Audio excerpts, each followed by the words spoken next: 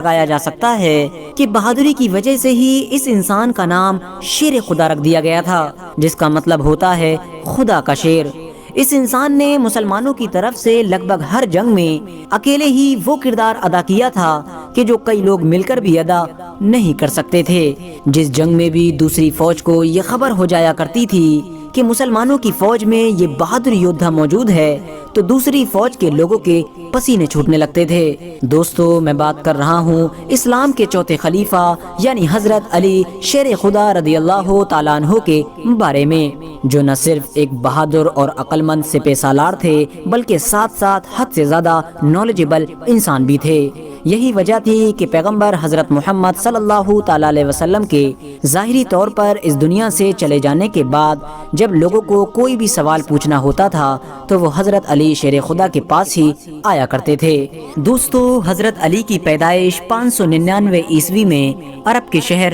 مکہ میں ہوئی تھی۔ ان کے والد یعنی فادر کا نام ابو طالب اور ان کی ماں کا نام فاطمہ بنت اسد تھا۔ یہ رشتے میں پیغمبر اسلام یعنی حضرت محمد صلی اللہ تعالیٰ علیہ وسلم کے نہ صرف چچا زاد بھائی یعنی چاچا کے لڑکے تھے بلکہ بعد میں پیغمبر اسلام کے داماد بھی بن گئے تھے، کیونکہ آگے چل کر حضرت محمد صلی اللہ تعالیٰ علیہ وسلم نے اپنی پیاری بیٹی یعنی حضرت فاطمہ الزہرا کا نکاح حضرت علی کے ساتھ کروا دیا تھا۔ کربلا میں شہید ہونے والے مشہور حضرت امام حسین رضی اللہ تعالیٰ عنہ بھی حضرت علی رضی اللہ تعالیٰ عنہ کے ہی بیٹے تھے، اور یہی وجہ تھی کہ وہ پروفیٹ حضرت محمد صلی اللہ تعالیٰ علیہ وسلم کے نواسے بھی تھے۔ کیونکہ دوستو، جیسا کہ میں آپ کو پہلے بھی بتا چکا ہوں کہ پیغمبر حضرت محمد صلی اللہ تعالیٰ علیہ وسلم نے اپنی ایک بیٹی کی شادی حضرت علی سے کر دی تھی۔ جس وقت حضرت علی کا جنم ہوا تھا اس وقت پیغمبر اسلام یعنی حضرت محمد صلی اللہ تعالیٰ علیہ وسلم کی عمر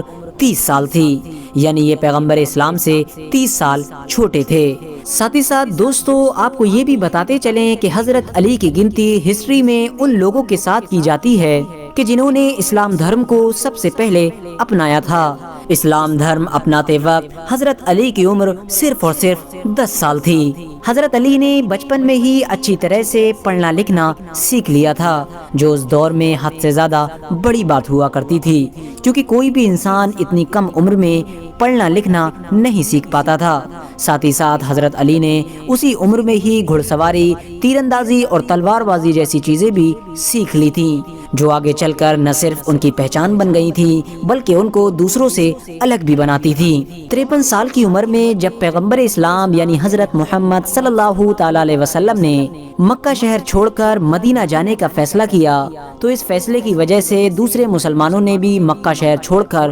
مدینے کی طرف جانا شروع کر دیا۔ مدینے میں آباد ہونے کے صرف اور صرف 2 سال بعد ہی حضرت محمد صلی اللہ تعالیٰ علیہ وسلم نے اپنی سب سے پیاری بیٹی یعنی حضرت فاطمہ الزہرا رضی اللہ تعالیٰ عنہ کا نکاح حضرت علی سے کروا دیا۔ جس وقت حضرت علی کا نکاح پیغمبر اسلام یعنی حضرت محمد صلی اللہ تعالیٰ علیہ وسلم کی بیٹی سے ہوا تھا، اس وقت حضرت علی کے پاس صرف اور صرف ایک گھوڑا اور ایک زرہ موجود تھی۔ حضرت علی نے اپنی وہ زرہ حضرت عثمان رضی اللہ تعالیٰ عنہ کے ہاتھوں بیچ دی، جن کی گنتی اس دور میں سب سے امیر مسلمانوں میں کی جاتی تھی۔ حضرت عثمان غنی نے حضرت علی سے وہ زرہ 480 درہم میں خریدی تھی، اور زرہ خریدنے کے بعد اس زرہ کو حضرت علی کو یہ کہتے ہوئے واپس کر دیا تھا کہ یہ میری طرف سے تمہارے لیے نکاح کا تحفہ ہے۔ حضرت علی نے ان 480 درہم سے نہ صرف اپنے نکاح کے لیے سامان خریدا بلکہ اپنے گھر کے خرچے کے لیے بھی پیسے بچائے،